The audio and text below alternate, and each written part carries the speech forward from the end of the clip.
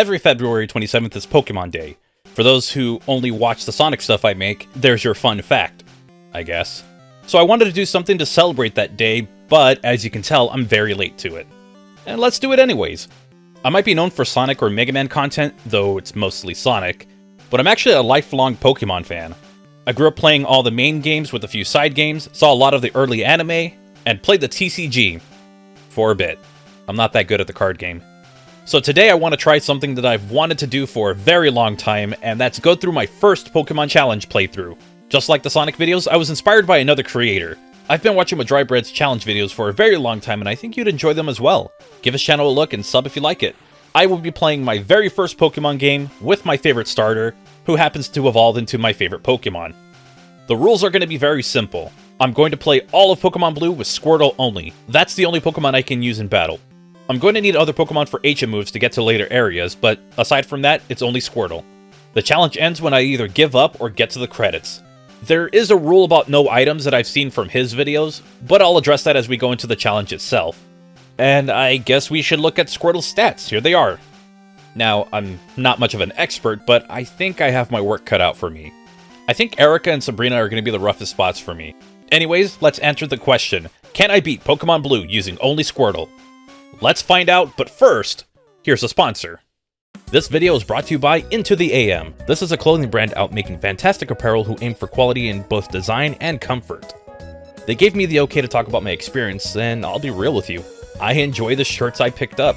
They arrived really fast, and they feel fantastic to wear. In fact, with some of the streams that I've done, and with some of the videos I've done on my second channel, I've worn some of their shirts. I've even received compliments on both the graphic tees and the basic tees from friends and family. I'm not a difficult person to please, so these shirts really impressed me with how great they look and feel. My absolute favorites have to be the graphic tees. Something about their designs really caught my eye. If you're interested, they have some bundles for the graphic and basic shirts, with the graphic tee bundle being 3 for $60 and the basic tee bundle being 3 for $49.95. To sweeten the deal, they provided a discount code for 10% off, which is code GottaBeFrank. If you're interested, check out the link provided in the description or the pinned comment of this video. A huge thanks to intotheam for sponsoring today's video. We start by picking up our Pokemon from Professor Oak's lab, and I'm calling him Koopa in all caps. In the battle against our rival, I'm nearly taken out, but I used a potion like a scumbag to get the win. I also did this in Viridian Forest as I was grinding for that extra scum. That sounds really weird, but the idea is that I'm being a complete scumbag by using the potions. I then go for the rival fight west of Viridian City, and find out exactly how the challenge is really going to play out. His Pidgey is faster, so it's able to get in some early stand attacks. Though I defeat it, the damage has already been done. Even Scum Healing doesn't help out because I'm easily humbled by his Bulbasaur and the effects of Sand Attack. Now to address two things. The in-battle item usage came to an end right after this fight, because I felt it was really cheap, so items are only acceptable outside of battle. The other thing is the lack of animations. Generation 1 has some animations where speeding up the footage might make the flashing a little too intense, so those will be turned off. It also saves on time because I'm playing this in real time. I try again at level 13 and things are just as bad. I did some damage, but Pidgey was able to get 4 successful stand attacks off, while dropping my health to less than half. Bulbasaur then seals my fate with a Leech Seed and a couple tackles. Can you tell I'm not an expert? I try again, and this time, Pidgey does not use Sand Attack at all, making it an easy win. I have as much health as the last attempt, but my attacks are finally hitting, and I win the first rival fight. I make it through the forest, and it's time for Brock. Our attacks do so much damage to Geodude and Onix, they don't stand a chance. So the Boulder Badge is ours. The Cerulean City Gym has Water-type Pokemon, so I'm going to need to prepare. I battled through all the trainers and combed through Mount Moon to grab all the items that I might need. I even got a fossil. Pretty neat. I just want to show you how much trouble I'm going to be in. This is a fight with Raticate. Good thing I have moves like Water Gun and Bite, or I'd be in serious trouble. In Cerulean City, I had to choose between fighting the rival and Misty. I made the mistake of going to our rival because we are hit with 5 sand attacks from Pidgeotto. I couldn't ask for worse luck if I tried. Abra's a free knockout, but our low accuracy means that Rattata is able to take us out with Hyper Fang. Maybe Misty's the better choice. My strategy is to slow her Pokemon down so I can flinch lock with Bite. It works on Staryu as I have near full health, but Starmie was another story. It takes 2 effects of Bubble to slow it down enough for us to move first, but Starmie is too strong and takes us out. At level 25, I try the rival fight again. Pidgeotto gets 4 sand attacks in, which is really bad. Thankfully, Abra is free experience, and we one-shot Rattata with Water Gun. We were so close with Bulbasaur and only took 1 Vine Whip, but our low accuracy gets the best of us. One more time and we're lucky enough to only get 1 sand attack. At Bulbasaur, the only damage that we take is from Leech Seed, as Bulbasaur decides to spam Growl and attempts another Leech Seed before we take it down. After fighting a couple trainers on Nugget Bridge, we return to Misty at level 27. Staryu goes down in 2 hits. I try slowing down Starmie, but it's still faster after 1 stage. We then get a critical hit with Bite and ditch our strategy to purely attack. She uses X-Defend, which gives us the opening we need to get the Cascade badge. We also get our new strongest move, Bubble Beam. It does 65 damage, and every bit of it is going to help. Since we are over-leveled, the rest of Nugget Bridge and Route 25 go off without a hitch. We help Bill and make our way to the SSN while getting a new move, Dig. It's a 2-turn ground-type attack that does 100 damage. In the first turn, we're going to be concealed, so there's no way we're going to take any damage unless we get hit by something like Earthquake or Fissure. Our rival is next, but at level 34, there should be no problems with putting him in his place. Pidgeotto takes 2 hits to take down and Raticate's a 1-shot. Kadabra was concerning as it got a crit off Confusion, but we take advantage of its pitiful defense. Last is Ivysaur, who goes down in 2 digs. After far too much time spending on this puzzle, we fight Lieutenant Surge at the Vermilion Gym, and at level 35, Voltorb goes down to 1 hit, and so does Pikachu. Raichu gets a Thunder Shotgun, which takes only a quarter of our health, but it's another 1-shot to get the Thunder Badge. We're close to 15 to 20 levels higher than the trainers in Route 9, 10, and Rock Tunnels, so we go out without a scratch. We make it to Erica at level 42, and nearly get hit with a 1-shot Razor Leaf by Victory Bell. Tangela only does 1 damage to us with Constrict, but it could have been a lot worse since I forgot that it's not part poison, so Dig is not super effective. We take nearly half of Vileplume's health, but Mega Drain finishes us. I do a bit of grinding with some of the trainers in the gym. That didn't come out right. We battle the rest of the trainers for experience, but I also go to the Celadon department store to pick up Ice Beam.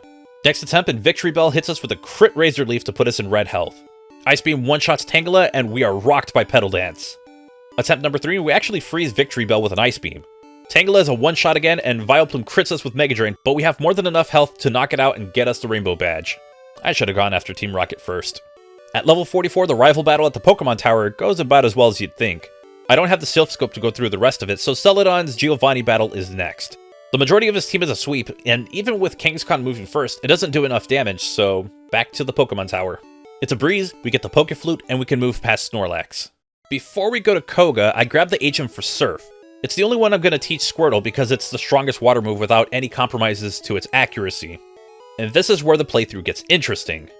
Normally I go through all the trainers in the gym. In the Fuchsia City gym, I managed to struggle against Pokemon like Hypno. It was just rotten luck. But I was blown away by the fact that this was possible.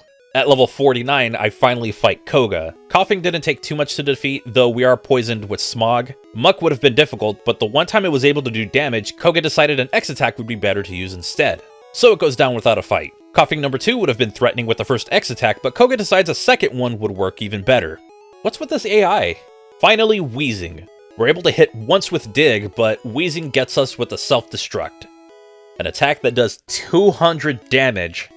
We were only able to take out half of its health, so we might need to grind some more. Okay, so to pull back the curtain a little bit, there was an attempt where I actually had this successful battle against Koga. I took down its Wheezing and claimed the Soul Badge, only for my computer to blue screen and all of my footage and progress was gone. So I have to go and do it again. Third attempt went similar to the first, except for the poison. We actually don't have that. Wheezing once again uses Self-Destruct to knock us out. I know we can do it, so let's just jump in one more time, for the hell of it.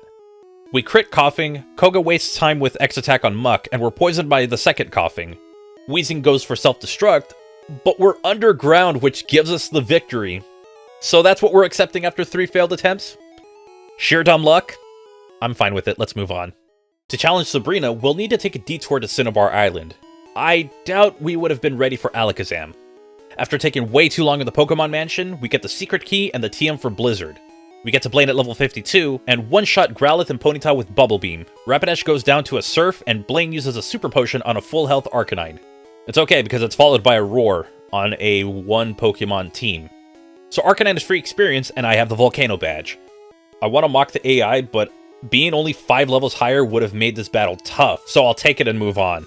At Silphco, we run into our rival. Pidgeot is a one-shot. Gyarados, however, only loses a third of its health, but thankfully Bite isn't doing a whole lot, so we're safe. The second Ice Beam freezes Gyarados and he goes down with a third one. Growlithe is a one-shot, and Alakazam hits with Psybeam, doing a fair bit of damage. We hit with Dig and he recovers as we try to do a weaker attack. This is where I'm punished with another Psybeam, but we take it down with Dig. We send Venusaur to yellow health with an Ice Beam, but Razor Leaf obliterates us. Squirtle has around the same health in the second attempt against Venusaur. Dig does less damage and we're struck with Vine Whip, putting us at 6 HP. We punish with Ice Beam and get the win. We only sweep Giovanni because we're doing this out of order and Squirtle is already at level 55. In the Saffron Gym, Sabrina's Kadabra recovers on turn 1, so a crit Dig takes it down. We nearly one-shot Mr. Mime, but Bubble Beam takes care of that the next turn. Dig takes Venomoth down to yellow health, and we are paralyzed. But it's not an issue. Alakazam hits hard with Psywave. This is an attack that purely relies on RNG. Dig sends it to yellow health, and he uses Reflect. Paralysis gets the best of us, but another Psywave rocks us for 2 HP. And that's where we take it down with Dig for the Marsh Badge. I should have battled all the trainers in the Viridian City Gym for a reason that we're going to see in a bit. Against Giovanni, Rhyhorn, Dugtrio, Nidoqueen, Nidoking, and Rhydon all go down in one shot to a Surf. He does use Guard Spec on Dugtrio and Nidoking, so I think I lucked out with Dugtrio since it's a very fast Pokemon. The Earth Badge is ours, and the Rocket Boss can get lost. We have our final rival fight at level 57. Pidgeot hits with Quick Attack, and we freeze it with Ice Beam. Rhyhorn is a one-shot with Surf, and Gyarados loses about a quarter of its health when he attacks with Bite. We have another exchange, but this time we're hit with a critical hit Bite. We finish it off, but our health is really low. Growlithe is a one-shot with Surf, but Alakazam finishes us off. We try once again, and it's close enough to the first attempt, but we have a little bit more health to work with. We crit Gyarados with Ice Beam, but it's hit hard with Dragon Rage, one of 2 fixed damage attacks. With our low amount of HP, this is bad. We're down to 50 health at Alakazam, and he throws up a Reflect, so Dig only does about a third of his health. This is where he takes us out with Psychic. We're going to need to try to be faster than Alakazam, so I switched out Bubble Beam for Body Slam. It has a chance of paralyzing our target, so it's worth the risk. This time our rival uses a potion on a red health Pidgeot. It's not threatening or anything, I'm just confused at the item choice. At Gyarados, we're sent to half health with a crit Bite. Then he tries to lure us before we finish it off. Alakazam puts up a Reflect and we hit with Body Slam. Next turn, we're hit with Psybeam to dangerously low health. He then finishes us off one turn later. The next one is what I call the definition of Insanity Attempt. Gyarados hits 2 Leers, but goes down while we're at 77 health. Alakazam tries to recover at full health, for some reason. Then we get it down to yellow health, and his response is to use Reflect.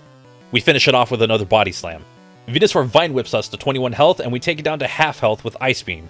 Because he's faster, we lose to another Vine Whip. In this attempt, we were actually able to move faster than Venusaur, but Dig doesn't do a lot of damage. Unfortunately, Vine Whip is able to take us out. At level 64, we one-shot Pidgeot with Ice Beam. Gyarados only hits us with Leer twice before we take it out. At full health, Alakazam nearly one-shots us with a crit Psychic, but thanks to Paralysis, we're able to knock it out. But we still can't do enough damage to finish off Venusaur. One more time and we're able to get to Gyarados with no problems. He uses Bite, but it doesn't do much damage. Body Slam paralyzes it, and we're hit with Dragon Rage before taking it down. Alakazam recovers at full health, and we paralyze it with Body Slam and finish it off with another. We hit Venusaur with Ice Beam, but it sends us down to 55 health with Vine Whip. Finally, we take it out with another Ice Beam. Okay then. That took longer than I ever wanted it to. After going through Victory Road, we're finally at Indigo Plateau, and this is what Squirtle looks like. We might be in trouble, but let's try it anyways. Lorelei started as a challenge from the very start. I was hoping Dig would get past her Pokemon, but did you know Ground type is not super effective against Ice types? Yeah, this is a mistake that I continue to make to this day. I don't know where the idea came from or why I continue to try it. Anyways, Dugong lowers our attack, which is a big issue, and uses Rest after being paralyzed with a Body Slam. One more Growl makes our 2 physical attacks useless, so I'm resorting to using Surf. It does decent damage and eventually takes Dugong down. Cloyster is next and hits us with Supersonic. After some Spike Cannons and a self-inflicted attack, we hit a crit Body Slam. Anytime Cloyster's health goes to red, Lorelei responds with a Super Potion. It eventually goes down, but man, it did so much damage. Slowbro is a bit bulky and of course uses Amnesia to make Surf even weaker. It's okay because Withdrawal makes our pathetically weak physical moves even weaker, but we're able to paralyze it, though it doesn't help as much. And to add insult to injury, of course Slowbro has Growl. But it finally goes down to a crit Dig. That's the beauty of critical hits, they bypass any stat changes, so this is what we're going to have to rely on if we're in this kind of trouble. Jinx goes down to 2 Surfs, which is a relief. Then Lapras is there to tank every attack we hit it with. Freezing it would have been a great idea, but we're defeated after 2 body slams. One level later, nice. But Dugong decides to rest at red health every single time. I try to paralyze Cloyster with body slam, but I might as well start hitting it with Surf. We have more health this time around, and crit Surfs are being a big help. Even with Slowbro. Jinx is a near one-shot, but attacks with a pathetic I almost called it trash. It's Thrash, but honestly it's close. Lapras comes out and hits us with Confuse Ray, which honestly doesn't surprise me at this point, because at the end of it we go down to a crit body slam. One more time and we get to Lapras much easier than the other attempts. A crit body slam paralyzes it, but we're confused. We shake off the confusion to take it down and to beat Lorelei. Oh my god, that was a freaking journey. Bruno is next, and Onix goes down to a one-shot Surf. Same goes for Hitmonchan, Hitmonlee, and the second Onix. Machamp is the only one that survives a Surf, but misses Fissure, an attack with 30% accuracy, so it wasn't going to happen unless Squirtle was slower than it. And I'm actually relieved that Bruno is this easy.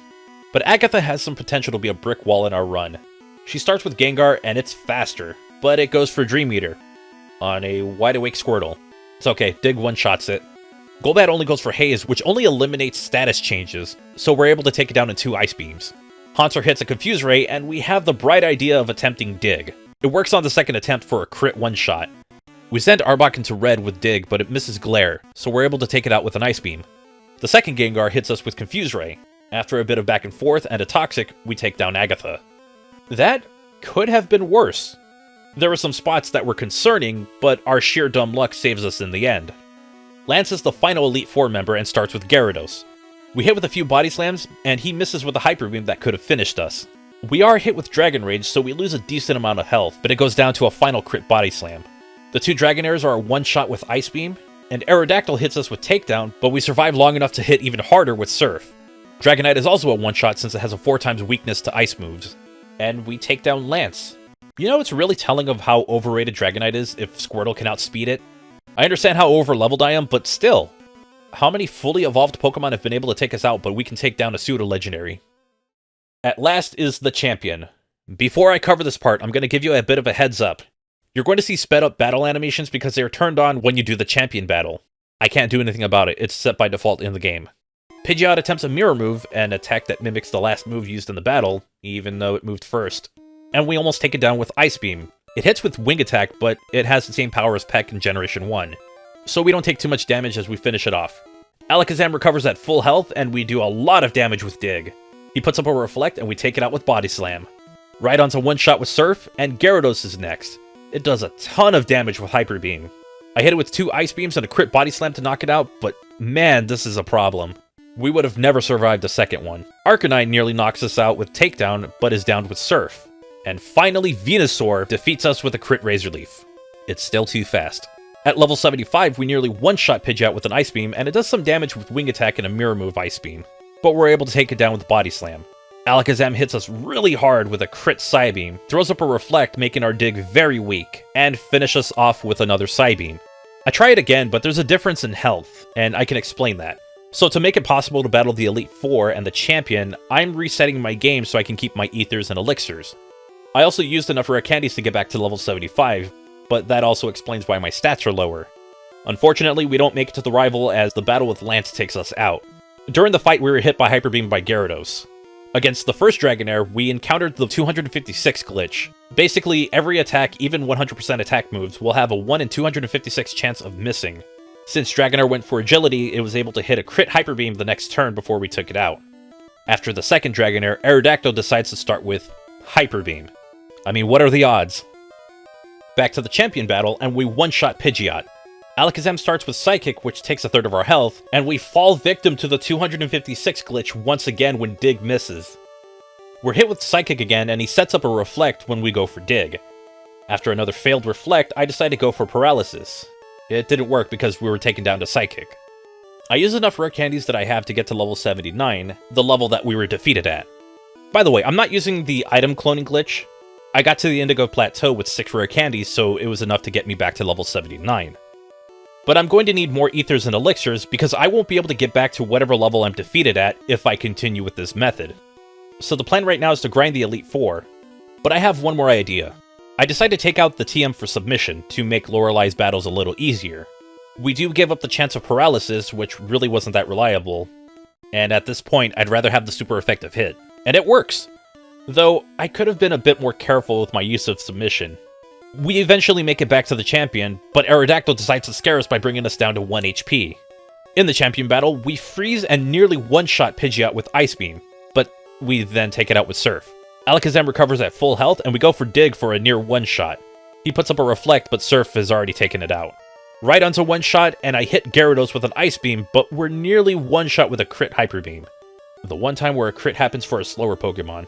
2 Ice Beams finish it off. Arcanine roars my 1 Pokemon team, so it's a one-shot with Surf. Dig doesn't do a whole lot of damage to Venusaur, so we're defeated with a Mega Drain.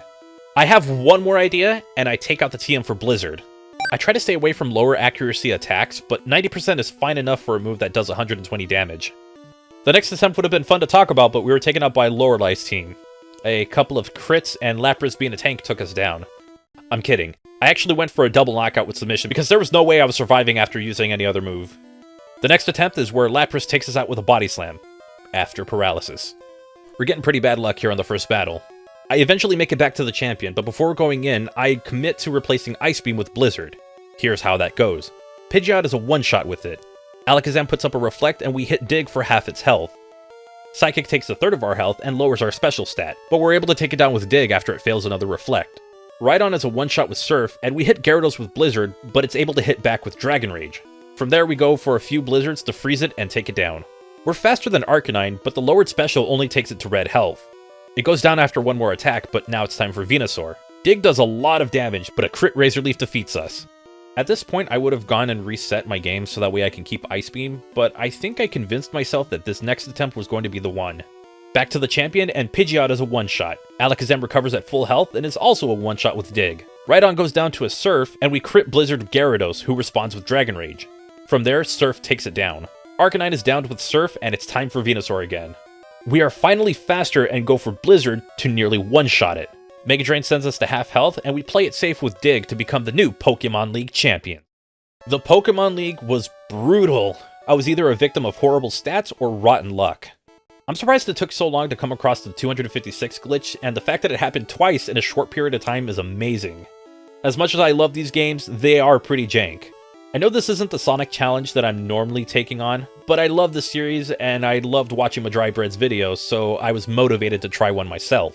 I highly recommend checking out his Pokemon videos, but also check out his Elder Scrolls and Fallout videos as well. If this is something you want to see more of, feel free to let me know. I'm going to try out other franchises to add a bit of variety to the challenges I take on, so it's not all the same without defeating an enemy kind of video. If it's something worth doing again, I'll be sure to take notes from the feedback I receive in this video to make the next ones better. Anyways, that's going to do it for today's video. If you enjoyed it, give the video a like and sub if you're new. I want to shout out the channel members and patrons who are supporting the channel with a monthly contribution. Chaos tier members have their names scrolling on screen, but the super tier members get a verbal shout out. They are Martin YT Plays and Jimmy Duke STR.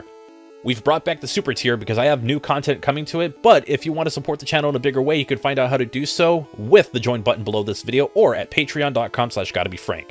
Lowest tier is $1, and I am grateful for every single person who becomes a member or a patron. So to all of them, I say thank you so much for your extra support. It is greatly appreciated. You are all awesome. I also have new videos on Super Frank Plays, my second YouTube channel. I have some Let's Plays going up, one of the Resident Evil 4 remake demo, but also of Metroid Fusion. And I'm going to have one more coming down the pipeline very soon. You can check all that stuff out, as well as my social media links in the description down below. And with that said, I hope you all have a wonderful and safe day. I want to thank you all so much for watching and giving this video a shot. And until next time, take care.